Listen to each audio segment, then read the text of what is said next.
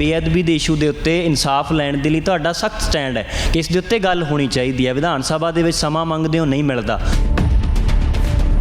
आखिरी दिन मैं बेनती जरूर की सी कि इस मुद्दे के उत्ते डिबेट होनी चाहिए है। जेकर डिबेट नहीं होंदा है तो मैनू 10 मिनट का समा दे दो, चलो किसी कारण बस वो भी नहीं। जो गल करनी है विधान सभा के अंदर करनी है, उत्थे समा नहीं मिलता, की तुहानूं दुख लगता इस गल का? इस करके इस चीज़ का मैनू दुख होया। भारत के संविधान, Punjab police rule, criminal procedure code, हर चीज़ नूं सामने रख के मैं तफ्तीश की। कई अफसरां ने ना कर दी क्योंकि बड़े बड़े लोगों का उहदे विच ना सी, बड़े बड़े पॉलिटिशियन सीगे। साडे कोल तफ्तीश आई, असीं कीती जी, नौकरी छड्ड दी क्योंकि इंसाफ का कतल होया जी। रिपोर्ट तो फरीदकोट दे विच पई है जी। फरीदकोट अदालत तो तुसीं रिपोर्ट कॉल करवाओ, आज तक एक व्यक्ति भी उहदे विच एक लाइन भी गलत नहीं कट पाया। कोई राजनीति ना करे, और जिस व्यक्ति ने राजनीति करने की कोशिश की उसका असर तुसीं देख लिया। हुण इंसाफ मिलना बहुत कठिन। सिमरनजीत सिंह मान संगरूर MP ਜਦੋਂ ਚੁਣੇ ਗਏ ਤਾਂ ਉਹਨਾਂ ਨੇ ਇੱਕ ਅਜਿਹਾ ਬਿਆਨ ਦੇ ਦਿੱਤਾ ਸ਼ਹੀਦੇ ਆਜ਼ਮ ਭਗਤ ਸਿੰਘ ਬਾਰੇ ਕਿ ਉਹ ਦਹਿਸ਼ਤਗਰਦ ਨੇ, ਅੱਤਵਾਦੀ ਨੇ। ਉਹਨਾਂ ਨੇ ਸਟੈਂਡ ਲਿਆ ਇਸ ਗੱਲ ਦੇ ਉੱਤੇ, ਉਹ ਅਜੇ ਵੀ ਕਹਿੰਦੇ ਨੇ ਉਸ ਬਿਆਨ ਤੋਂ ਪਾਸੇ ਨਹੀਂ ਜਾ ਰਹੇ। मेरी हवा में रहेगी ख्याल की बिजली, ये मुस्तखाक है फानी रहे ना रहे। ਸੁਰਜੀਤ ਪਾਤਰ ਸਾਹਿਬ ਦੀਆਂ ਸਤਰਾਂ ਨੇ, ਮੈਂ ਰਾਹਾਂ ਤੇ ਨਹੀਂ ਤੁਰਦਾ, ਮੈਂ ਤੁਰਦਾ ਹਾਂ ਤਾਂ ਰਾਹ ਬਣਦੇ, ਯੁਗਾਂ ਤੋਂ ਆਏ ਕਾਫਲੇ ਇਸੇ ਸੱਚ ਦੇ ਗਵਾਹ ਬਣਦੇ। ਇਹ ਸਤਰਾਂ ਅੱਜ ਦੀ ਘੜੀ ਦੇ ਵਿੱਚ ਜਿਹੜੇ ਇਕਲੌਤੇ ਵਿਧਾਇਕ ਤੇ ਢੁਕਦੀਆਂ ਨੇ ਉਹ ਆਮ ਆਦਮੀ ਪਾਰਟੀ ਦੇ ਵਿਧਾਇਕ ਨੇ ਕੁੰਵਰ ਵਿਜੇ ਪ੍ਰਤਾਪ ਸਿੰਘ, ਜਿਨ੍ਹਾਂ ਨੇ ਬੇਬਾਕੀ ਦੇ ਨਾਲ ਹਰ ਗੱਲ ਦੇ ਉੱਤੇ ਚਰਚਾ ਕੀਤੀ, ਚਾਹੇ ਵਿਧਾਨ ਸਭਾ ਹੋਵੇ ਜਾਂ ਫਿਰ ਹਲਕਿਆਂ ਦੇ ਵਿੱਚ ਗੱਲ ਹੋਵੇ, ਜਾਂ ਫਿਰ ਉਹਨਾਂ ਨੇ ਜਦੋਂ ਅਫਸਰਸ਼ਾਹੀ ਦੇ ਵਿੱਚ ਭੂਮਿਕਾ ਨਿਭਾਈ ਉਦੋਂ ਵੀ ਇਹਨਾਂ ਦੇ ਉੱਤੇ ਇਸ ਤਰ੍ਹਾਂ ਦੀਆਂ ਗੱਲਾਂ ਹੁੰਦੀਆਂ ਰਹੀਆਂ ਕਿ ਵਿਭਾਗ ਨੇ। ਉਹ ਸਾਡੇ ਨਾਲ ਨੇ, ਅੱਜ ਉਹਨਾਂ ਨਾਲ ਅਸੀਂ ਇੱਕ ਅਹਿਮ ਵਿਸ਼ੇ ਦੇ ਉੱਤੇ ਚਰਚਾ ਕਰਾਂਗੇ। ਸਭ ਤੋਂ ਪਹਿਲਾਂ ਸਰ ਸਵਾਗਤ ਹੈ ਤੁਹਾਡਾ। ਥੈਂਕ ਯੂ ਜੀ, ਥੈਂਕ ਯੂ। ਅੱਜ ਤੁਸੀਂ ਤਾਜ਼ਾ ਇੱਕ ਵੋਟਰ ਵੀ ਬਣ ਕੇ ਆਏ ਹੋ। ਸਭ ਤੋਂ ਵੱਡੀ ਚੋਣ ਹੈ ਦੇਸ਼ ਦੇ ਰਾਸ਼ਟਰਪਤੀ ਦੀ, ਤਾਂ ਜਿਹੜੇ ਲੋਕਾਂ ਨੇ ਤੁਹਾਨੂੰ ਚੁਣਿਆ ਫੇਸਬੁੱਕ ਦੇ ਉੱਤੇ, ਤੁਸੀਂ ਉਹਨਾਂ ਦਾ ਧੰਨਵਾਦ ਅੱਜ ਕਰ ਰਹੇ ਹੋ ਕਿ ਤੁਸੀਂ ਮੈਨੂੰ ਇੰਨੇ ਜੋਗੇ ਕਰ ਦਿੱਤਾ ਕਿ ਵੋਟ ਪਾਈ ਹੈ। ਅੱਜ ਦਾ ਤਜਰਬਾ ਕਿਵੇਂ ਰਿਹਾ? ਦੇਖੋ, ਮੈਂ ਆਪਣੇ ਆਪ ਨੂੰ ਖੁਸ਼ਨਸੀਬ ਸਮਝਦਾ ਹਾਂ ਕਿ ਭਾਰਤ ਦੇ ਰਾਸ਼ਟਰਪਤੀ ਮਹੋਦय ਦੇ ਚੋਣ ਵਾਸਤੇ ਅਸੀਂ ਵੋਟ ਕਰਕੇ ਆਏ ਹਾਂ ਜੀ। ਹੁਣ ਤੱਕ ਦੇਖੋ ਅਸੀਂ ਕਿਤਾਬਾਂ ਦੇ ਵਿੱਚ ਪੜ੍ਹਦੇ ਆਏ ਹਾਂ, ਜਾਂ LLB ਕਰਦੇ ਸੀ ਉਦੋਂ ਪੜ੍ਹਦੇ ਸੀ। ਵੈਸੇ ਮੈਂ ਪੱਤਰ ਪੱਤਰਿਕਾਵਾਂ ਦੇ ਵਿੱਚ ਵੀ ਮੇਰੇ ਲੇਖ ਆਉਂਦੇ ਸੀ ਇਸ ਸੰਬੰਧ ਦੇ ਵਿੱਚ, ਲੇਕਿਨ ਅੱਜ ਇੱਕ ਵੱਖਰੇ ਕਿਸਮ ਦਾ ਐਕਸਪੀਰੀਅੰਸ ਹੋਇਆ ਕਿ ਇਸ ਵਾਸਤੇ ਮਤਲਬ ਡਾਇਰੈਕਟ ਅਸੀਂ ਜਾ ਕੇ ਵੋਟ ਕੀਤਾ, ਔਰ ਮੈਨੂੰ ਬਹੁਤ ਖੁਸ਼ੀ ਮਹਿਸੂਸ ਹੋਈ ਕਿਉਂਕਿ ਮੈਂ IPS ਦੇ ਵਿੱਚ ਸੀਗਾ ਤਾਂ IPS ਅਫਸਰ ਇਸ ਵਾਸਤੇ ਵੋਟ ਕਰ ਨਹੀਂ ਸਕਦਾ ਹੈ, ਲੇਕਿਨ ਮਤਲਬ IPS ਤੋਂ ਬਾਅਦ ਜਦ ਭਾਵੇਂ ਮੈਂ ਨੌਕਰੀ ਛੱਡ ਦਿੱਤੀ, ਹੁਣ ਲੋਕਾਂ ਨੇ ਮੈਨੂੰ ਇਸ ਜੋਗੇ ਬਣਾਇਆ। ਮੈਂ ਖਾਸ ਕਰਕੇ ਧੰਨਵਾਦ ਕੀਤਾ ਆਪਣੇ ਵੋਟਰਾਂ ਦਾ ਅਤੇ ਆਮ ਆਦਮੀ ਪਾਰਟੀ ਦਾ ਕਿ ਮੈਨੂੰ ਇਸ ਜੋਗੇ ਬਣਾਇਆ ਉਹਨਾਂ ਨੇ ਕਿ ਮੈਂ ਅੱਜ ਇਹ ਵੋਟ ਪਾ ਕੇ ਆਇਆ ਹਾਂ। और एक बहुत ही महत्वपूर्ण जिम्मेवारी होंदी है क्योंकि जो राष्ट्रपति साहब होंदे ने वो मुल्क दे कॉन्स्टिट्यूशनल हैड होंदे ने, तो भारत दे विच जो भी काम होंदा है सरकार दा वो सारा राष्ट्रपति दे नां ते होंदा है। ते मतलब सब तो फर्स्ट नागरिक तुसी कह लो, first citizen of India president of India होंदे ने, और उन्हां दा जो रुतबा होंदा है पार्टी लाइन तो उठ के सब तो ऊपर होंदा है। सब दे सांझे, हाँ जी, सब दे सांझे होंदे ने। तो मैनू बहुत खुशी महसूस हुई है, और मतलब एक ओकेजन बहुत ही वधिया होंदा है। आज इत्थे आए सी असीं, पंजाब विधान सभा दे भी मैंबर आए सन, हरियाणा का भी चूँकि नाल ही लगता है तो हरियाणा विधान सभा के मैंबर भी आए सन, क्योंकि सानू कई बार इकट्ठे होने का मौका नहीं मिलता है, लेकिन आज का ओकेजन सी सारिਆਂ ਦੇ ਨਾਲ मेल मिलाप होया। ये बहुत बड़ा जी तजर्बा दस्सिया कि किस तरीके ਦੇ ਨਾਲ ਕਿਤਾਬਾਂ ਦੇ ਵਿੱਚ ਉਹ ਨੁਕਤੇ ਪਹਿਲਾਂ ਪੜ੍ਹਦੇ ਰਹੇ ਜਦੋਂ IPS ਅਫਸਰ ਬਣਨ ਦੀਆਂ ਤਿਆਰੀਆਂ ਚੱਲਦੀਆਂ ਸੀ, ਫਿਰ ਉਹ ਭੂਮਿਕਾ ਵੀ ਨਿਭਾਈ। ਤੁਸੀਂ ਦੱਸਿਆ ਕਿ ਉਦੋਂ ਸ਼ਕਤੀ ਨਹੀਂ ਸੀ ਇਹ ਵੋਟ ਪਾਉਣ ਦੀ, ਲੋਕਾਂ ਨੇ ਤੁਹਾਨੂੰ ਬਖਸ਼ੀ ਹੈ, ਤੇ ਅੱਜ ਦਾ ਤਜਰਬਾ ਸਾਂਝਾ ਕੀਤਾ। ਤੁਹਾਡੇ ਥਰੂ ਇਹ ਜਾਣਨਾ ਚਾਹਾਂਗੇ ਕਿਉਂਕਿ ਤੁਸੀਂ ਇਸ ਗੱਲ ਦੇ ਵਿੱਚ ਮਾਹਰ ਵੀ ਹੋ, ਕਿਉਂਕਿ ਪੜ੍ਹਿਆ ਵੀ ਹੈ ਔਰ ਅੱਜ ਲਾਗੂ ਵੀ ਹੋ ਗਿਆ। ਰਾਸ਼ਟਰਪਤੀ ਦੀ ਵੋਟਿੰਗ ਦੀ ਪ੍ਰਕਿਰਿਆ ਹੀ ਤੁਹਾਡੇ ਤੋਂ ਜਾਣਨੀ ਚਾਹਾਂਗੇ ਕਿ ਆਖਰਕਾਰ ਇੱਕ MLA ਦੀ, ਇੱਕ MP ਦੀ ਵੋਟ ਦੀ ਵੈਲਿਊ ਕੀ ਹੈ ਰਾਸ਼ਟਰਪਤੀ ਦੀ ਚੋਣ ਲਈ? ਦੇਖੋ, ਸਾਡੇ ਸੰਵਿਧਾਨ ਦੇ ਮੁਤਾਬਿਕ ਰਾਸ਼ਟਰਪਤੀ ਦੀ ਚੋਣ ਵਾਸਤੇ ਇੱਕ ਇਲੈਕਟੋਰਲ ਕਾਲਜ ਹੁੰਦਾ ਹੈ, ਨਿਰਵਾਚਕ ਮੰਡਲ ਹੁੰਦਾ ਹੈ। ਉਹਦੇ ਵਿੱਚ ਸਾਰੇ ਮਤਲਬ ਇੰਡੀਆ ਦੇ ਜਿੰਨੇ ਵੀ MP ਤੇ MLA ਹੁੰਦੇ ਨੇ ਇਲੈਕਟਿਡ, ਜਿਸ ਤਰ੍ਹਾਂ ਮੰਨ ਲਓ ਲੋਕ ਸਭਾ ਦੇ ਮੈਂਬਰ, ਰਾਜ ਸਭਾ ਦੇ ਇਲੈਕਟਿਡ ਮੈਂਬਰ ਤੇ ਹਰ ਸਟੇਟ ਦੀਆਂ ਵਿਧਾਨ ਸਭਾਵਾਂ ਦੇ ਜੋ ਇਲੈਕਟਿਡ ਮੈਂਬਰ ਹੁੰਦੇ ਨੇ ਉਹ ਵੋਟ ਪਾਉਂਦੇ ਨੇ। ਤੇ ਇਹ ਕਹਿਣ ਦਾ ਮਤਲਬ ਕਿ MP ਭਾਵੇਂ ਰਾਜ ਸਭਾ ਦੇ ਹੋਣ ਜਾਂ ਲੋਕ ਸਭਾ ਦੇ ਹੋਣ ਤੇ MLA ਹਰ ਸਟੇਟ ਦੇ, ਇਹਦੇ ਵਿੱਚ ਸ਼ਰਤ ਇਹ ਹੈ ਕਿ ਉਹ ਇਲੈਕਟਿਡ ਹੋਣੇ ਚਾਹੀਦੇ ਨੇ। ਕਈ ਵਾਰੀ ਦੇਖੋ ਕਈ ਮੈਂਬਰ ਨੋਮੀਨੇਟਡ ਹੁੰਦੇ ਨੇ ਤਾਂ ਨੋਮੀਨੇਟਡ ਮੈਂਬਰ ਇਹਦੇ ਵਿੱਚ ਵੋਟ ਨਹੀਂ ਪਾ ਸਕਦੇ, ਇਲੈਕਟਿਡ ਮੈਂਬਰਾਂ ਨੂੰ ਹੀ ਵੋਟ ਪਾਉਣ ਦਾ ਅਖਤਿਆਰ ਹੁੰਦਾ ਹੈ। ਔਰ ਇਹ VOTING ਦਾ ਜਿਹੜਾ ਸਿਸਟਮ ਹੈ ਇਹ ਪ੍ਰੋਪੋਰਸ਼ਨਲ ਰਿਪਰੈਜ਼ੈਂਟੇਸ਼ਨ ਸਿਸਟਮ ਇਹਨੂੰ ਕਿਹਾ ਜਾਂਦਾ ਹੈ। ਪ੍ਰੋਪੋਰਸ਼ਨਲ ਰਿਪਰੈਜ਼ੈਂਟੇਸ਼ਨ ਸਿਸਟਮ ਉਹਦੇ ਵਿੱਚ ਮੰਨ ਲਓ ਹਰ ਸਟੇਟ ਵਾਸਤੇ ਜੋ ਇਹ ਪ੍ਰੋਪੋਰਸ਼ਨ ਹੈ VOTING ਦਾ, ਇਹ ਇੱਕ ਵੱਖਰੇ ਤਰੀਕੇ ਦੇ ਨਾਲ ਇੱਕ ਫਾਰਮੂਲਾ ਹੁੰਦਾ ਹੈ। ਜਿਸ ਤਰ੍ਹਾਂ ਮੰਨ ਲਓ ਪੰਜਾਬ ਦਾ ਅਸੀਂ ਐਗਜ਼ਾਮਪਲ ਦਿੰਦੇ ਹਾਂ, ਪੰਜਾਬ ਦੀ ਜਨਸੰਖਿਆ ਦਾ ਮਤਲਬ ਅੱਜ ਵੀ ਦੇਖੋ 1971 ਦੇ ਵਿੱਚ ਜੋ ਜਨਗਣਨਾ ਹੋਈ ਸੀ, ਸੈਂਸਸ ਹੋਇਆ ਸੀ, ਉਸ ਮੁਤਾਬਿਕ ਇਸ ਨੂੰ ਕੱਟਿਆ ਜਾਂਦਾ ਹੈ। ਤੇ ਜੋ ਭਾਰਤ ਦੇ ਸੰਵਿਧਾਨ ਦੇ ਵਿੱਚ ਹੈ ਕਿ 2026 ਤੋਂ ਬਾਅਦ ਜੋ ਨਵੀਂ ਜਨਗਣਨਾ ਹੋਊਗੀ ਉਦੋਂ ਇਹ ਰਿਵਾਈਜ਼ ਹੋਣਾ ਹੈ ਸਿਸਟਮ। ਤੇ ਹੁਣ ਤੱਕ ਜੋ 1971 ਦੀ ਜਨਗਣਨਾ ਹੈ, 1971 ਦਾ ਸੈਂਸਸ ਹੈ, ਉਸ ਪਾਪੂਲੇਸ਼ਨ ਨੂੰ ਅਸੀਂ ਪੈਮਾਨਾ ਮੰਨ ਕੇ ਚੱਲਦੇ ਹਾਂ। ਤਾਂ ਮੰਨ ਲਓ ਫੋਰ ਐਗਜ਼ਾਮਪਲ ਇਸ ਵੇਲੇ ਤਾਂ ਜਨਸੰਖਿਆ ਕਾਫੀ ਹੋ ਗਈ ਹੈ, ਲੇਕਿਨ 1971 ਦੇ ਹਿਸਾਬ ਦੇ ਨਾਲ ਤਕਰੀਬਨ 1 ਕਰੋੜ 35 ਲੱਖ ਪੰਜਾਬ ਦੀ ਜਨਸੰਖਿਆ ਸੀ। ਤਾਂ 1 ਕਰੋੜ 35 ਲੱਖ ਡਿਵਾਈਡਡ ਬਾਈ 117 117 ਚੁੱਕੀ MLA ਹੁੰਦੇ ਨੇ ਤੇ ਫਰਦਰ ਡਿਵਾਈਡਡ ਬਾਈ 1000 तो वो जो भी आएगा तकरीबन 115 के आसपास आएगा। तो एक पंजाब दे एक MLA दी वोट की कीमत जब वोट का वैल्यू तकरीबन 115 के करीब होंदा है। तो इस तरीके दे नाल हर स्टेट की जनसंख्या बखरी बखरी होंदी है। तो हर स्टेट दे MLA ਦਾ ਜੋ ਵੋਟ ਹੁੰਦਾ ਹੈ ਔਰ ਵੋਟ ਦਾ ਵੈਲਿਊ ਹੁੰਦਾ ਹੈ ਉਹ ਵੱਖਰਾ ਵੱਖਰਾ ਹੁੰਦਾ ਹੈ। ਇੱਕ ਬਹੁਤ ਹੀ ਮੈਨੇ ਵਧੀਆ ਸਿਸਟਮ ਹੈ ਜਿਹਨੂੰ ਮਤਲਬ ਸਮਝ ਲਿਆ ਜਾਵੇ ਤਾਂ ਬਹੁਤ ਸੌਖਾ ਹੈ। ਔਰ ਜੇਕਰ ਕੋਈ मतलब वैसे लोग ही कहते हैं कि बहुत कम्पलैक्स सिस्टम है, लेकिन है बहुत सौखा, समझ लो तो बहुत सौखा है। तो ये तो हो गया MLA ਦਾ। ਇਸ ਤੋਂ ਇਲਾਵਾ ਜਿਸ ਤਰ੍ਹਾਂ ਮੰਨ ਲਓ ਟੋਟਲ ਇੰਡੀਆ ਦੇ ਵਿੱਚ 4033 MLA ਨੇ ਜੀ, ਹਰ ਸਟੇਟ ਦਾ ਜੇਕਰ ਮਿਲਾ ਦਿਓ 4033 ਤੇ ਹਰ ਸਟੇਟ ਦੇ ਮਤਲਬ 4033 MLA ਸਾਹਿਬਾਨ ਦਾ ਟੋਟਲ ਜਿਹੜਾ ਵੋਟ ਹੈ ਨਾ ਉਹ ਜੋੜ ਦਿਓ, ਜੋੜ ਕੇ ਸਾਰੇ MPs ਦੀ ਜੋ ਸੰਖਿਆ ਹੈ ਉਸ ਦੇ ਨਾਲ ਡਿਵਾਈਡ ਕਰ ਦੋ ਤਾਂ ਇੱਕ MP ਦੇ ਵੋਟ ਦਾ ਵੈਲਿਊ ਵੀ ਆ ਜਾਂਦਾ ਹੈ। ਠੀਕ ਹੈ ਕਿ ਨਹੀਂ? ਕਹਿਣ ਦਾ ਭਾਵ ਹੈ ਕਿ ਇੱਕ MP ਦੀ ਜੀ ਵੋਟ ਦੀ ਰੇਸ਼ੋ ਕੱਢਣੀ ਹੈ, ਵੈਲਿਊ ਕੱਢਣੀ ਹੈ ਤੇ ਜਿੰਨੀਆਂ ਵੋਟਾਂ ਨੇ ਚਾਹੇ ਉਹ ਪੋਲ ਕਰਦਾ ਨਹੀਂ ਕਰਦਾ ਉਸ ਦੇ ਨਾਲ ਡਿਵਾਈਡ ਕਰਨਾ ਇੱਕ MP ਦੀ ਵੋਟ। ਨਹੀਂ, ਜੋ ਸੰਖਿਆ ਹੈ ਮੰਨ ਲਓ ਲੋਕ ਸਭਾ ਦੇ ਵਿੱਚ 543 ਇਲੈਕਟਿਡ ਮੈਂਬਰ ਹੁੰਦੇ ਨੇ, ਰਾਜ ਸਭਾ ਦੇ ਵਿੱਚ 233 ਇਲੈਕਟਿਡ ਮੈਂਬਰ ਹੁੰਦੇ ਨੇ। ਭਾਵੇਂ ਕੋਈ ਵੈਕੈਂਸੀ ਹੈ ਕੋਈ ਫਰਕ ਨਹੀਂ ਪੈਂਦਾ, ਕੋਈ ਜਾਵੇ ਜਾਂ ਨਾ ਜਾਵੇ। ਤਾਂ 543 ਪਲੱਸ 233 ਜੋੜ ਦੋ ਤੇ ਤਕਰੀਬਨ ਦੇਖੋ 776 ਹੋ ਗਿਆ। ਤਾਂ ਸਾਰੀਆਂ ਵਿਧਾਨ ਸਭਾਵਾਂ ਦੇ ਜਿਹੜੇ ਮੈਂਬਰ ਹੁੰਦੇ ਨੇ ਪੂਰੇ ਇੰਡੀਆ ਦੇ ਉਹਨਾਂ ਦਾ ਵੋਟ ਜੋੜ ਦਿਓ ਤੁਸੀਂ, ਉਹਦੇ ਵਿੱਚ 776 ਦੇ ਨਾਲ ਡਿਵਾਈਡ ਕਰ ਦਿਓ ਤਾਂ ਇੱਕ MP ਦੇ ਵੋਟ ਦਾ ਵੈਲਿਊ ਆ ਜਾਏਗਾ। MP ਦਾ ਇਸ ਤਰ੍ਹਾਂ ਹੁੰਦਾ ਹੈ ਕਿ ਜਿਸ ਤਰ੍ਹਾਂ MLA ਦਾ ਹਰ ਸਟੇਟ ਦੇ ਵਿੱਚ ਵੱਖਰਾ ਵੱਖਰਾ ਹੁੰਦਾ ਹੈ, ਲੇਕਿਨ MP ਦਾ ਇਕੁਅਲ ਹੁੰਦਾ ਹੈ ਜੀ। ਭਾਵੇਂ ਉਹ MP UP ਦੇ ਹੋਣ, ਭਾਵੇਂ ਤਮਿਲਨਾਡੂ ਦੇ ਹੋਣ, ਭਾਵੇਂ ਨਾਗਾਲੈਂਡ ਦੇ ਹੋਣ, ਭਾਵੇਂ ਪੰਜਾਬ, ਹਰਿਆਣਾ, ਹਿਮਾਚਲ ਦੇ ਹੋਣ, ਹਰ MP ਦੇ ਵੋਟ ਦਾ ਵੈਲਿਊ ਭਾਵੇਂ ਉਹ ਰਾਜ ਸਭਾ ਦੇ ਹੋਣ ਜਾਂ ਲੋਕ ਸਭਾ ਦੇ ਹੋਣ ਉਹ ਬਰਾਬਰ ਹੁੰਦਾ ਹੈ। ਇਸ ਰਾਸ਼ਟਰਪਤੀ ਦੀ ਅੱਜ ਵਾਲੀ ਚੋਣ ਦੇ ਵਿੱਚ ਕਿੰਨੀ MP ਦੀ ਵੈਲਿਊ ਬਣ ਰਹੀ ਹੈ ਅੱਜ ਦੀ ਘੜੀ? ਦੇਖੋ ਜਿਸ ਤਰ੍ਹਾਂ ਮੈਂ ਕਿਹਾ ਕਿ ਤਕਰੀਬਨ ਤੁਸੀਂ ਦੇਖੋਗੇ 5,43,000 ਦੇ ਕਰੀਬ ਹੁੰਦਾ ਹੈ ਜੀ। ਤਕਰੀਬਨ 5,43,200 ਦੇ ਕਰੀਬ ਜੀ ਸਾਰੇ 4033 MLA ਸਾਹਿਬਾਨ ਦਾ ਵੋਟ ਦਾ ਮੁੱਲ ਹੁੰਦਾ ਹੈ। ਤੇ ਉਹੀ ਉਸ ਦੇ ਬਰਾਬਰ ਹੀ MPs ਦਾ ਹੁੰਦਾ ਹੈ। ਤਾਂ 10 ਲੱਖ ਸਮਥਿੰਗ ਤੁਸੀਂ ਕਹ ਲਓ 10 ਲੱਖ ਦੇ ਕਰੀਬ ਹੁੰਦਾ ਹੈ। ਉਹਦੇ ਵਿੱਚ ਜੋ 50% ਜੋ ਕ੍ਰੋਸ ਕਰ ਜਾਂਦਾ ਹੈ ਉਹ ਨਿਰਵਾਚਿਤ ਘੋਸ਼ਿਤ ਕੀਤਾ ਜਾਂਦਾ ਹੈ।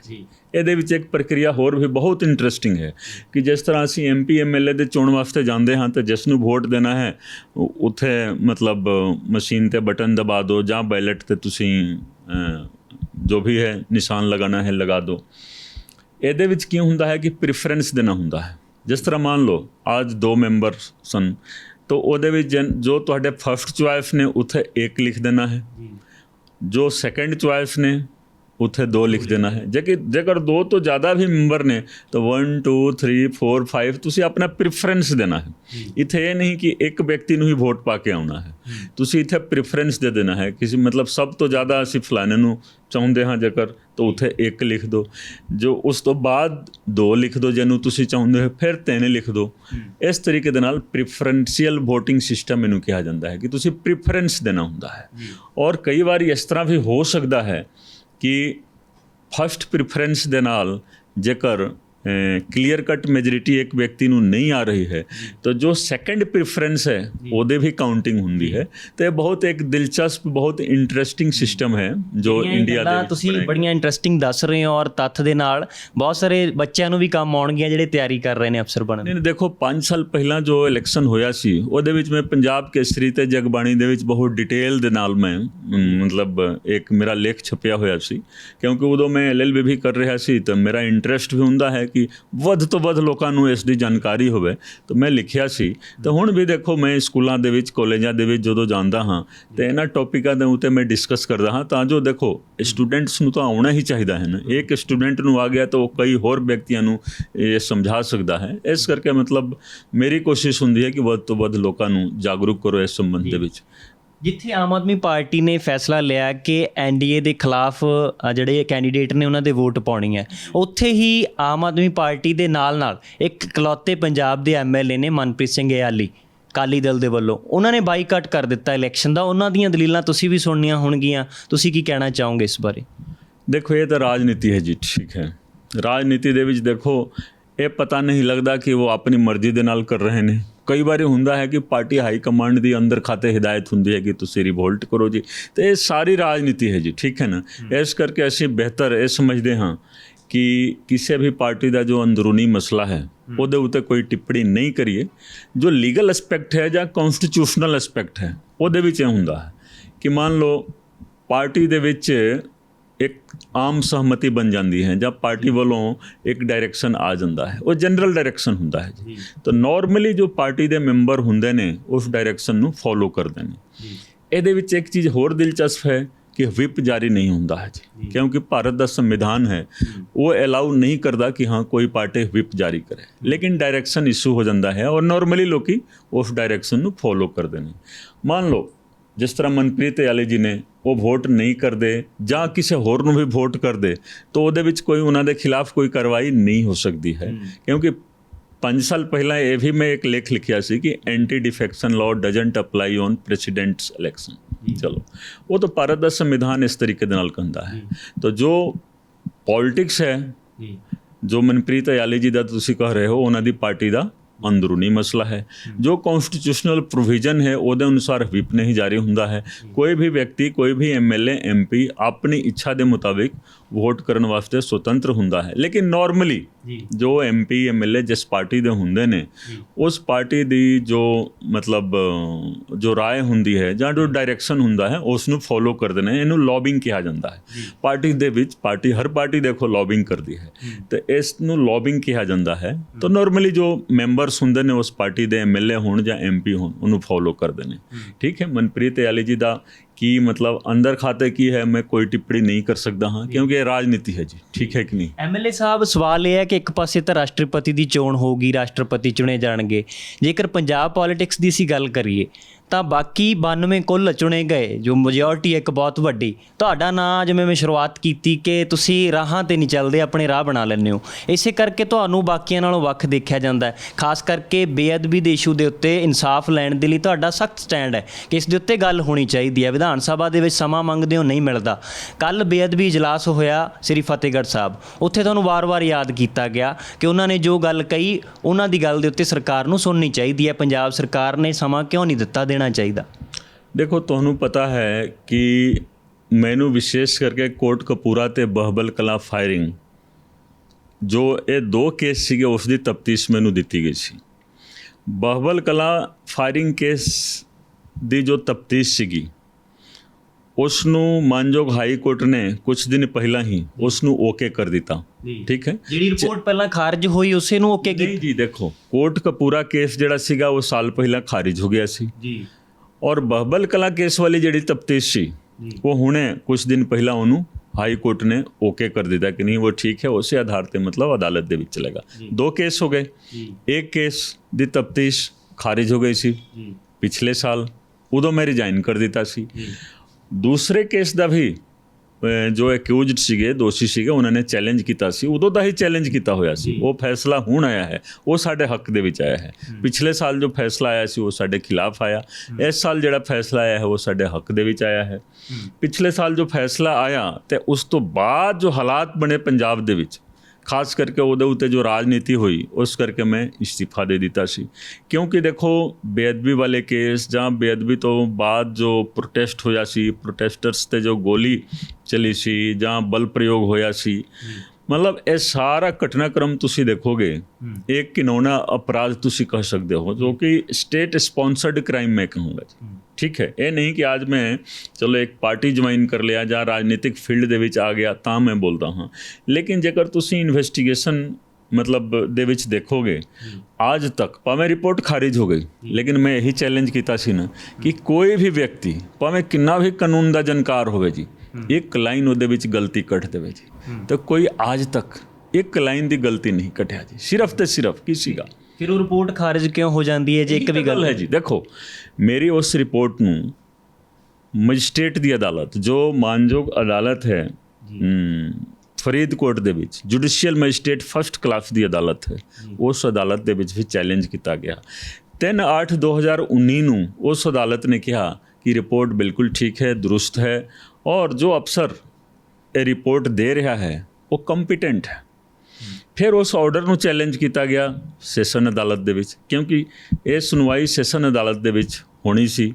ਸੈਸ਼ਨ ਅਦਾਲਤ ਨੇ 15/11/2019 ਨੂੰ ਕਲੀਅਰ ਕੱਟ ਮਤਲਬ ਸਪੀਕਿੰਗ ਆਰਡਰ 10-11 ਪੇਜਾਂ ਦੇ ਵਿੱਚ ਆਰਡਰ ਹੈ, ਔਰ ਉਹਨਾਂ ਨੇ ਕਲੀਅਰ ਕਰ ਦਿੱਤਾ ਕਿ ਇਸ ਰਿਪੋਰਟ ਦੇ ਵਿੱਚ ਕੋਈ ਖਾਮੀ ਨਹੀਂ ਹੈ, ਇਸ ਤੋਂ ਆਗੇ ਇਸ ਰਿਪੋਰਟ ਦੇ ਆਧਾਰ ਤੇ ਟ੍ਰਾਇਲ ਸ਼ੁਰੂ ਹੋਊਗਾ ਜੀ। ਉਹ ਦੋਵੇਂ ਦੇਖੋ 3/8/2019 ਜੋ judicial magistrate first class Faridkot ਦੀ ਅਦਾਲਤ ਵੱਲੋਂ ਜੋ ਆਰਡਰ ਹੋਇਆ, ਫਿਰ ਮਾਨਯੋਗ ਸੈਸ਼ਨ ਅਦਾਲਤ ਵੱਲੋਂ 15/11/2019 ਨੂੰ ਜੋ ਆਰਡਰ ਹੋਇਆ, ਅੱਜ ਵੀ ਉਹ ਦੋਵੇਂ ਆਰਡਰ ਐਗਜ਼ਿਸਟ ਕਰ ਰਹੇ ਨੇ। ਉਹਨਾਂ ਆਰਡਰਾਂ ਨੂੰ ਕਿਸੇ ਨੇ ਚੈਲੰਜ ਹੀ ਨਹੀਂ ਕੀਤਾ ਹੈ ਜੀ, ਸਿੱਧੇ ਮਾਨਯੋਗ ਹਾਈ ਕੋਰਟ ਦੇ ਵਿੱਚ ਕਰਕੇ ਚਲੋ ਇਹਨਾਂ ਨੇ ਕਰ ਲਿਆ, ਲੇਕਿਨ ਉੱਥੇ ਇਹ ਸਾਰਾ ਕੁਝ ਵੀ ਨਹੀਂ ਦੱਸਿਆ ਗਿਆ ਜਾਂ ਉਹਨਾਂ ਆਰਡਰਾਂ ਨੂੰ ਨਾ ਕਿਸੇ ਨੇ ਚੈਲੰਜ ਕੀਤਾ। ਔਰ ਜੇਕਰ ਕਾਨੂੰਨੀ ਪ੍ਰਕਿਰਿਆ ਦੇ ਹਿਸਾਬ ਦੇ ਨਾਲ ਦੇਖੋ ਤਾਂ ਮਾਨਯੋਗ ਜੁਡੀਸ਼ੀਅਲ ਮੈਜਿਸਟ੍ਰੇਟ ਫਸਟ ਕਲਾਸ ਦਾ ਜੋ ਆਰਡਰ ਹੈ, ਮਾਨਯੋਗ ਸੈਸ਼ਨ ਅਦਾਲਤ ਦਾ ਜਿਹੜਾ ਆਰਡਰ ਹੈ ਫਰੀਦਕੋਟ ਦਾ, ਉਹ ਆਰਡਰ ਵੀ ਠੀਕ ਹੈ ਕਿ ਨਹੀਂ ਅੱਜ ਐਗਜ਼ਿਸਟ ਕਰਦਾ ਹੈ ਜੀ, ਔਰ ਉਹ ਆਰਡਰ ਸਾਡੇ ਹੱਕ ਦੇ ਵਿੱਚ ਹੈ, ਉਹਨੂੰ ਕਿਸੇ ਨੇ ਚੈਲੰਜ ਹੀ ਨਹੀਂ ਕੀਤਾ। ਕੀ ਕਾਨੂੰਨ ਮੁਤਾਬਕ ਅੱਜ ਤੁਹਾਡੀ ਸਰਕਾਰ ਹੈ ਸੱਤਾ ਵਿੱਚੋਂ, ਕੀ ਭਗਵੰਤ ਮਾਨ ਮੁੱਖ ਮੰਤਰੀ ਕੋਲੇ ਹੱਕ ਹੈ ਕਿ ਉਹਨਾਂ ਦੋ ਅਦਾਲਤਾਂ 'ਚ ਜਿੱਥੇ ਚੈਲੰਜ ਨਹੀਂ ਹੋਇਆ ਉਸ ਨੂੰ ਮੁੜ ਤੋਂ ਸ਼ੁਰੂਆਤ ਕੀਤੀ ਜਾ ਸਕੇ? ਦੇਖੋ ਮੈਂ ਸਾਰੀ ਗੱਲ ਸਰਕਾਰ ਦੇ ਸਾਹਮਣੇ ਰੱਖ ਦਿੱਤੀ ਹੈ, ਪਹਿਲਾਂ ਵੀ ਪਾਰਟੀ ਫੋਰਮ ਤੇ ਮੈਂ ਗੱਲ ਰੱਖ ਦਿੱਤੀ ਸੀ, ਔਰ ਵਿਧਾਨ ਸਭਾ ਦੇ ਵਿੱਚ ਜੋ ਬਜਟ ਸੈਸ਼ਨ ਸੀਗਾ ਉਸ ਦੇ ਵਿੱਚ ਮੈਂ ਕਾਲ ਅਟੈਂਸ਼ਨ ਮੂਵ ਕੀਤਾ ਸੀ, ਕਿਸੇ ਕਾਰਨ ਬਸ ਚਲੋ ਟੇਕਅਪ ਨਹੀਂ ਹੋ ਪਾਇਆ, ਤਾਂ ਮੈਂ ਆਖਰੀ ਦਿਨ ਮੈਂ ਬੇਨਤੀ ਜ਼ਰੂਰ ਕੀਤੀ ਸੀ ਕਿ ਇਸ ਮੁੱਦੇ ਦੇ ਉੱਤੇ ਡਿਬੇਟ ਹੋਣੀ ਚਾਹੀਦੀ ਹੈ। ਜੇਕਰ ਡਿਬੇਟ ਨਹੀਂ ਹੁੰਦਾ ਹੈ ਤਾਂ ਮੈਨੂੰ 10 ਮਿੰਟ ਦਾ ਸਮਾਂ ਦੇ ਦਿਓ, ਚਲੋ ਕਿਸੇ ਕਾਰਨ ਬਸ ਉਹ ਵੀ ਨਹੀਂ ਮੈਨੂੰ ਮੌਕਾ ਨਹੀਂ ਮਿਲਿਆ। ਹੋਇਆ ਇਸ ਗੱਲ ਦਾ? ਦੇਖੋ ਮੈਨੂੰ ਪੂਰਾ ਯਕੀਨ ਹੈ ਕਿ ਕਿਸੇ ਨਾ ਕਿਸੇ ਟਾਈਮ ਮੈਨੂੰ ਵਿਧਾਨ ਸਭਾ ਦੇ ਵਿੱਚ ਬੋਲਣ ਦਾ ਮੌਕਾ ਜ਼ਰੂਰ ਮਿਲੇਗਾ, ਔਰ ਜੋ ਗੱਲ ਮੈਂ ਕਹਿਣਾ ਚਾਹੁੰਦਾ ਸੀ ਉਹ ਮੈਂ ਵਿਧਾਨ ਸਭਾ ਦੇ ਵਿੱਚ ਹੀ ਕਹਾਂਗਾ। ਕਿਉਂ? ਵਿਧਾਨ ਸਭਾ ਜੋ ਹੈ ਦੇਖੋ ਲੋਕਾਂ ਵੱਲੋਂ ਚੁਣ ਕੇ 117 ਵਿਅਕਤੀ ਜਾਂਦੇ ਨੇ ਜੀ। ਪੰਜਾਬ ਦੇ ਵਿੱਚ ਤਕਰੀਬਨ 3 ਕਰੋੜ ਮਤਲਬ ਲੋਕ ਨੇ, ਜਾਂ ਪੰਜਾਬ ਦੀ ਜਨਸੰਖਿਆ 3 ਕਰੋੜ ਦੇ ਬਰਾਬਰ ਹੈ, ਉਹ ਆਪਣੇ 117 ਪ੍ਰਤੀਨਿਧੀ ਉਹ ਉੱਥੇ ਭੇਜਦੇ ਨੇ, ਤੇ ਇਸੇ ਕਰਕੇ ਉਸ ਸਦਨ ਨੂੰ ਪਵਿੱਤਰ ਸਦਨ ਕਿਹਾ ਜਾਂਦਾ ਹੈ, ਕਿਉਂਕਿ ਲੋਕਾਂ ਦੀ ਆਵਾਜ਼ ਉੱਥੇ ਰੱਖੀ ਜਾਂਦੀ ਹੈ। ਤਾਂ ਮੈਂ ਤਾਂ ਜੇ ਲੋਕਾਂ ਦੀ ਆਵਾਜ਼ ਰੱਖਣੀ ਹੈ, ਮੈਂ ਇਮਾਨਦਾਰੀ ਦੇ ਨਾਲ, ਨੇਕ ਨੀਅਤੀ ਦੇ ਨਾਲ ਭਾਰਤ ਦੇ ਸੰਵਿਧਾਨ, Punjab police rule, criminal procedure code, ਹਰ ਚੀਜ਼ ਨੂੰ ਸਾਹਮਣੇ ਰੱਖ ਕੇ ਮੈਂ ਤਫਤੀਸ਼ ਕੀਤੀ ਹੈ ਜੀ। ਅੱਜ ਤੱਕ ਇੱਕ ਵਿਅਕਤੀ ਵੀ ਉਹਦੇ ਵਿੱਚ ਇੱਕ ਲਾਈਨ ਵੀ ਗਲਤ ਨਹੀਂ ਕੱਢ ਪਾਇਆ ਜੀ, ਠੀਕ ਹੈ ਨਾ, ਔਨ ਮੈਰਿਟ, ਠੀਕ ਹੈ। ਮੇਰੀ ਸ਼ਕਲ ਨਹੀਂ ਪਸੰਦ ਹੈ, ਚਲੋ ਜੀ, ਲੇਕਿਨ ਤੁਸੀਂ ਦੇਖੋ ਇੱਕ ਲਾਈਨ ਤੁਸੀਂ ਗਲਤ ਕੱਢ ਕੇ ਦਿਖਾ ਦਿਓ, ਅੱਜ ਤੱਕ ਕਿਸੇ ਨੇ ਗਲਤ ਨਹੀਂ ਉਹਦੇ ਵਿੱਚ। ਜੋ ਗੱਲ ਕਰਨੀ ਹੈ ਵਿਧਾਨ ਸਭਾ ਦੇ ਅੰਦਰ ਕਰਨੀ ਹੈ, ਉੱਥੇ ਸਮਾਂ ਨਹੀਂ ਮਿਲਦਾ। ਕੀ ਤੁਹਾਨੂੰ ਦੁੱਖ ਲੱਗਦਾ ਇਸ ਗੱਲ ਦਾ? ਤੁਸੀਂ ਦੇਖੋ ਸਾਡੀ ਜਿਹੜੀ SIT ਬਣੀ ਸੀ ਨਾ, ਸਾਡੀ SIT ਬਣੀ ਸੀ, ਉਸ ਤੋਂ ਪਹਿਲਾਂ 28 ਅਗਸਤ 2018 ਨੂੰ ਪੂਰਾ ਦਿਨ ਵਿਧਾਨ ਸਭਾ ਦੇ ਵਿੱਚ ਡਿਸਕਸ਼ਨ ਹੋਇਆ ਸੀ, ਡਿਬੇਟ ਹੋਇਆ ਸੀ। ਉਸ ਡਿਬੇਟ ਉਪਰੰਤ ਇੱਕ ਰਿਸੋਲੂਸ਼ਨ ਪਾਸ ਹੋਇਆ ਸੀ, ਮੱਤਾ ਪਾਸ ਹੋਇਆ ਸੀ ਜੀ। ਉਸ ਮੱਤੇ ਦੇ ਆਧਾਰ ਤੇ ਸਾਡੀ SIT ਬਣੀ ਸੀ ਜੀ। ਤੇ ਦੇਖੋ ਅੱਜ ਦੇਖੋ ਇੱਕ ਅਫਸਰ ਦੇ ਰੂਪ ਦੇ ਵਿੱਚ ਮੈਨੂੰ ਤਫਤੀਸ਼ ਕਰਨ ਦਾ ਮੌਕਾ ਮਿਲਿਆ, ਔਰ ਤੁਸੀਂ ਦੇਖੋ ਕਈ ਅਫਸਰਾਂ ਨੇ ਨਾ ਕਰ ਦਿੱਤੀ ਜੀ, ਰਿਕਾਰਡ ਕਢਵਾ ਲਓ ਤੁਸੀਂ, RTI ਦੇ ਵਿੱਚ ਕਢਾਓ ਜਾਂ ਵੈਸੇ ਜਾ ਕੇ ਰਿਕਾਰਡ ਦੇਖੋ। ਕਈ ਅਫਸਰਾਂ ਨੇ ਨਾ ਕਰ ਦਿੱਤੀ ਕਿਉਂਕਿ ਵੱਡੇ ਵੱਡੇ ਲੋਕਾਂ ਦਾ ਉਹਦੇ ਵਿੱਚ ਨਾਂ ਸੀ, ਵੱਡੇ ਵੱਡੇ ਪੋਲੀਟੀਸ਼ੀਅਨ ਸੀਗੇ। ਸਾਡੇ ਕੋਲ ਤਫਤੀਸ਼ ਆਈ, ਅਸੀਂ ਕੀਤੀ ਜੀ, ਕਾਨੂੰਨ ਮੁਤਾਬਿਕ ਕੀਤੀ। ਚਲੋ ਅਸੀਂ ਛੱਡ ਦਿੱਤੀ ਨੌਕਰੀ ਛੱਡ ਦਿੱਤੀ ਕਿਉਂਕਿ ਇਨਸਾਫ ਦਾ ਕਤਲ ਹੋਇਆ ਜੀ, ਠੀਕ ਹੈ। ਮਤਭੇਦ ਸਾਡਾ ਹੋਇਆ, ਉਦੋਂ ਦੀ ਜਿਹੜੀ ਸਰਕਾਰ ਸੀਗੀ, ਮਤਲਬ ਸਿੱਧਾ ਮੈਂ ਇਹੀ ਕਹਾਂਗਾ ਕਿ ਕੈਪਟਨ ਅਮਰਿੰਦਰ ਸਿੰਘ ਜੋ ਚੀਫ ਮਿਨਿਸਟਰ ਸਾਹਿਬ ਸੀਗੇ, ਉਹਨਾਂ ਨੂੰ ਮੈਂ ਬਾਰ-ਬਾਰ ਬੇਨਤੀ ਕੀਤੀ ਸੀ ਕਿ ਕੇਸਾਂ ਦੀ ਪੈਰਵਾਈ ਕਰੋ। ਘੱਟੋ ਘੱਟ ਇਹ ਤਾਂ ਕਹੋ ਨਾ ਕਿ 3/8/2019 ਨੂੰ 15/11/2019 ਨੂੰ ਫਰੀਦਕੋਟ ਦੀ ਅਦਾਲਤ ਵੱਲੋਂ ਵੀ ਕੁਝ ਆਰਡਰ ਹੋਏ ਨੇ, ਜਾਂ ਉਹ ਜੋ ਆਰਡਰ ਹੋਏ ਨੇ ਜਾਂ ਰਿਪੋਰਟ ਤਾਂ ਫਰੀਦਕੋਟ ਦੇ ਵਿੱਚ ਪਈ ਹੈ ਜੀ। ਫਰੀਦਕੋਟ ਅਦਾਲਤ ਤੋਂ ਤੁਸੀਂ ਰਿਪੋਰਟ ਕਾਲ ਕਰਵਾਓ। ਸਭ ਤੋਂ ਵੱਡੀ ਗੱਲ ਹੁੰਦੀ ਹੈ, ਦੇਖੋ ਕ੍ਰਿਮੀਨਲ ਕੇਸ ਦੇ ਵਿੱਚ ਗਵਾਹਾਂ ਦਾ ਬਿਆਨ ਤਾਂ ਹੋਣਾ ਚਾਹੀਦਾ ਹੈ ਨਾ। ਉਹ ਮੇਰੀ ਆਪਣੀ ਰਿਪੋਰਟ ਨਹੀਂ ਹੈ ਨਾ, ਕੋਈ ਫੈਕਟ ਫਾਈਂਡਿੰਗ ਰਿਪੋਰਟ ਨਹੀਂ ਹੈ। ਮੈਂ ਕੀ ਕੀਤਾ ਉਹਦੇ ਵਿੱਚ, ਜੋ ਗਵਾਹ ਆਏ ਗਵਾਹਾਂ ਦਾ ਬਿਆਨ ਲਿਖ ਲਿਆ, ਕੁਝ ਡਾਕੂਮੈਂਟਸ ਕਲੈਕਟ ਕੀਤੇ, ਉਹ ਸਾਰਾ ਇਕੱਠਾ ਕਰਕੇ ਮੈਂ ਚਲਾਨ ਦੇ ਰੂਪ ਦੇ ਵਿੱਚ ਦਿੱਤਾ। ਉਹਦੇ ਵਿੱਚ ਮੇਰਾ ਕੁਝ ਵੀ ਨਹੀਂ ਹੈ, ਠੀਕ ਹੈ। ਲੇਕਿਨ ਮੰਨ ਲਓ ਜੋ ਡਾਕੂਮੈਂਟਸ ਦੇਣਾ ਹੈ ਉਹ ਡਾਕੂਮੈਂਟਸ ਲੱਭਣਾ ਵੀ ਮੁਸ਼ਕਿਲ, ਗਵਾਹ ਜਿਹੜੇ ਸੀਗੇ ਗਵਾਹਾਂ ਦਾ ਬਿਆਨ ਲੈਣਾ ਵੀ ਬਹੁਤ ਮੁਸ਼ਕਿਲ ਸੀ, ਕਿਉਂਕਿ ਹੁਣ ਗਵਾਹ ਦੇਖੋ ਸਟੈਂਡ ਨਹੀਂ ਕਰਦੇ ਸੀਗੇ ਜਦੋਂ ਅਸੀਂ ਤਫਤੀਸ਼ ਕਰ ਰਹੇ ਸੀ, ਕਿਉਂਕਿ ਕਈ ਕਮਿਸ਼ਨ ਬਣ ਗਏ, ਕਈ ਕਮੇਟੀਆਂ ਬਣ ਗਈਆਂ। ਗਵਾਹ ਬੋਲਦੇ ਸੀ ਕਿ ਸਾਨੂੰ ਹੀ ਤੰਗ ਪਰੇਸ਼ਾਨ ਕੀਤਾ ਜਾਂਦਾ, ਠੀਕ ਹੈ। ਤਾਂ ਅਸੀਂ ਵਿਸ਼ਵਾਸ ਦਿਲਾਉਂਦੇ ਸੀ ਕਿ ਨਹੀਂ ਤੁਸੀਂ ਬਿਆਨ ਦਿਓ। ਅਸੀਂ ਅਖਬਾਰਾਂ ਦੇ ਵਿੱਚ ਵੀ ਜਾਂ ਵੈਸੇ ਵੀ ਉਹ ਕਰਦੇ ਸੀ, ਕੋਈ ਵੀ ਵਿਅਕਤੀ ਜੋ ਕੇਸ ਦੇ ਬਾਰੇ ਮਤਲਬ ਜਿਨ੍ਹਾਂ ਨੂੰ ਨੌਲੇਜ ਹੈ ਉਹ ਆ ਕੇ ਸਾਨੂੰ ਦੱਸੇ। ਤਾਂ ਮੰਨ ਲਓ ਗਵਾਹ ਸਾਡੇ ਬਹੁਤ ਵਧੀਆ ਗਵਾਹ ਵੀ ਨੇ, ਮੈਨੂੰ ਗਵਾਹ ਤਾਂ ਸਾਰੇ ਵੈਸੇ ਵਧੀਆ ਹੁੰਦੇ ਨੇ, ਔਰ ਕਿਸੇ ਦੀ ਵੀ ਵੈਰਾਸਿਟੀ ਨੂੰ ਅਸੀਂ ਚੈਲੰਜ ਨਹੀਂ ਕਰ ਸਕਦੇ। ਲੇਕਿਨ ਦੇਖੋ ਉਹਦੇ ਵਿੱਚ ਬਹੁਤ ਵੱਡੇ ਵੱਡੇ ਜੋ ਤੁਸੀਂ ਕਹੋਗੇ ਨਾ ਵਿਅਕਤੀਤਵ, ਮੈਂ ਵਿਅਕਤੀਤਵ ਕਹਿੰਦਾ ਹਾਂ, ਪਰਸਨੈਲਿਟੀ ਕਹਿੰਦਾ ਹਾਂ। ਜਿਸ ਤਰ੍ਹਾਂ ਉਦੋਂ ਘੱਟ ਗਿਣਤੀ ਕਮਿਸ਼ਨ ਦੇ ਸਾਬਕਾ ਚੇਅਰਮੈਨ ਸਾਹਿਬ ਸੀਗੇ, ਔਰ ਤਖਤ ਸ੍ਰੀ ਪਟਨਾ ਸਾਹਿਬ ਦੇ ਜਥੇਦਾਰ ਸਾਹਿਬ। ਦੇਖੋ ਇਹਨਾਂ ਵਰਗੇ ਜਿਹੜੇ ਗਵਾਹ ਹੋਣ, ਔਰ ਜਦੋਂ ਉਹ ਗਵਾਹੀ ਦੇਣਗੇ ਅਦਾਲਤ ਦੇ ਵਿੱਚ, ਤਾਂ ਉਸ ਗਵਾਹੀ ਦਾ ਮਤਲਬ ਕੋਈ ਨਾ ਕੋਈ ਵੈਲਿਊ ਹੋਊਗਾ ਜੀ, ਠੀਕ ਹੈ ਕਿ ਨਹੀਂ। ਤਾਂ ਮੈਨੂੰ ਦੁੱਖ ਇਸੇ ਚੀਜ਼ ਦਾ ਹੈ ਕਿ ਸਾਡੇ ਗਵਾਹਾਂ ਦਾ ਬਿਆਨ ਨਹੀਂ ਲਿਆ ਗਿਆ ਜੀ। ਬਿਆਨ ਲੈ ਕੇ ਜੇਕਰ ਕੇਸ ਸਾਬਿਤ ਨਹੀਂ ਹੁੰਦਾ ਹੈ, ਤੁਸੀਂ ਜਿਸ ਨੂੰ ਮਰਜ਼ੀ ਬਰੀ ਕਰ ਦਿਓ, ਮੈਨੂੰ ਕੋਈ ਇਤਰਾਜ਼ ਨਹੀਂ ਹੈ ਜੀ, ਲੇਕਿਨ ਗਵਾਹਾਂ ਦਾ ਬਿਆਨ ਤਾਂ ਤੁਸੀਂ ਲਓ ਨਾ ਜੀ। ਇਸ ਕਰਕੇ ਇਸ ਚੀਜ਼ ਦਾ ਮੈਨੂੰ ਦੁੱਖ ਹੋਇਆ। ਔਰ ਉਸ ਤੋਂ ਬਾਅਦ ਰਾਜਨੀਤਿਕ ਹਾਲਾਤ ਇਸ ਤਰੀਕੇ ਦੇ ਹੋਏ ਕਿ ਮੈਂ ਕਿਹਾ ਕਿ ਦੇਖੋ ਨੌਕਰੀ ਹੁਣ ਕਰਨੀ ਨਹੀਂ ਚਾਹੀਦੀ ਹੈ, ਔਰ ਜਿਨ੍ਹਾਂ ਨੇ ਰਾਜਨੀਤੀ ਕੀਤੀ ਮੈਂ ਉਹਨਾਂ ਨੂੰ ਚੈਲੰਜ ਕੀਤਾ, ਔਰ ਰਾਜਨੀਤਿਕ ਫੀਲਡ ਦੇ ਵਿੱਚ ਚੈਲੰਜ ਕੀਤਾ, ਔਰ ਲੋਕਾਂ ਦੀ ਕਚਹਿਰੀ ਦੇ ਵਿੱਚ ਮੈਂ ਲੈ ਕੇ ਗਿਆ ਜੀ। ਲੋਕਾਂ ਨੇ ਸਾਨੂੰ ਮਾਣ ਬਖਸ਼ਿਆ ਜੀ। ਇਸ ਮਸਲੇ ਤੇ ਇੱਕ ਆਖਰੀ ਸਵਾਲ ਹੈ ਮੇਰਾ ਕਿ ਕੀ ਹੁਣ ਆਸ ਲੋਕ ਕਰਨ ਪੰਜਾਬ ਦੇ ਤੁਸੀਂ ਸੱਤਾ ਦੇ ਵਿੱਚੋਂ ਕਿ ਹੁਣ ਇਨਸਾਫ ਦੀ ਡੈਫੀਨੇਸ਼ਨ ਕੀ ਸਮਝਦੇ ਹੋ, ਖਾਸ ਕਰਕੇ ਬੇਅਦਬੀ ਮਸਲੇ ਦੇ ਵਿੱਚ, ਬਹਿਬਲ ਕਲਾ ਗੋਲੀकांड ਮਸਲੇ ਦੇ ਵਿੱਚ? ਮੈਂ ਜਦੋਂ ਨੌਕਰੀ ਛੱਡੀ ਸੀ, ਤੁਸੀਂ ਵੀ ਮੇਰਾ ਇੰਟਰਵਿਊ ਲਿਆ ਸੀ, ਹੋਰ ਕਈ ਚੈਨਲਾਂ ਵੱਲੋਂ ਇੰਟਰਵਿਊ ਲੈ ਗਏ।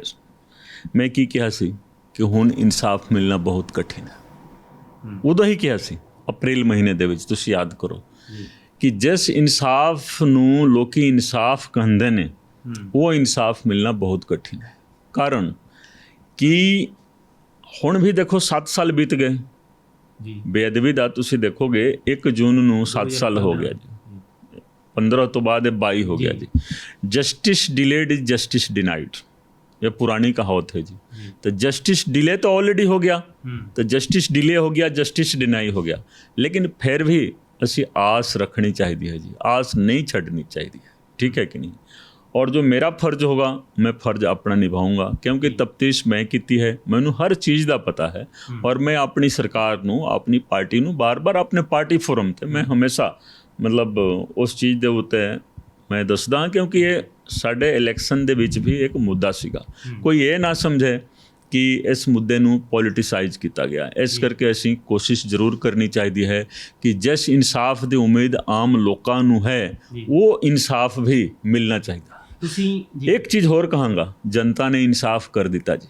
ਜਨਤਾ ਨੇ ਉਹਨਾਂ ਲੋਕਾਂ ਨੂੰ ਮਤਲਬ ਹਮੇਸ਼ਾ ਵਾਸਤੇ ਰਾਜਨੀਤੀ ਦੇ ਸੀਨ ਤੋਂ ਬਾਹਰ ਕਰ ਦਿੱਤਾ ਜੀ, ਜਿਨ੍ਹਾਂ ਨੇ ਇਸ ਦੇ ਉੱਤੇ ਰਾਜਨੀਤੀ ਕੀਤੀ। ਤਾਂ ਹੀ ਦੇਖੋ ਬਾਰ-ਬਾਰ ਨੌਕਰੀ ਛੱਡਣ ਤੋਂ ਬਾਅਦ ਮੇਰਾ ਫੇਸਬੁੱਕ ਪੋਸਟ, ਮੇਰਾ ਟਵਿੱਟਰ ਤੁਸੀਂ ਦੇਖੋ, ਮੈਂ ਇਹੀ ਬਾਰ-ਬਾਰ ਕਿਹਾ ਸੀ ਨਾ ਕਿ ਇਸ ਮੁੱਦੇ ਦੇ ਉੱਤੇ ਕੋਈ ਰਾਜਨੀਤੀ ਨਾ ਕਰੇ ਜੀ, ਕੋਈ ਰਾਜਨੀਤੀ ਨਾ ਕਰੇ। ਔਰ ਜਿਸ ਵਿਅਕਤੀ ਨੇ ਰਾਜਨੀਤੀ ਕਰਨ ਦੀ ਕੋਸ਼ਿਸ਼ ਕੀਤੀ ਉਸ ਦਾ ਅਸਰ ਤੁਸੀਂ ਦੇਖ ਲਿਆ, ਪਰਮਾਤਮਾ ਦੀ ਅਦਾਲਤ ਤੇ ਜਨਤਾ ਦੀ ਅਦਾਲਤ।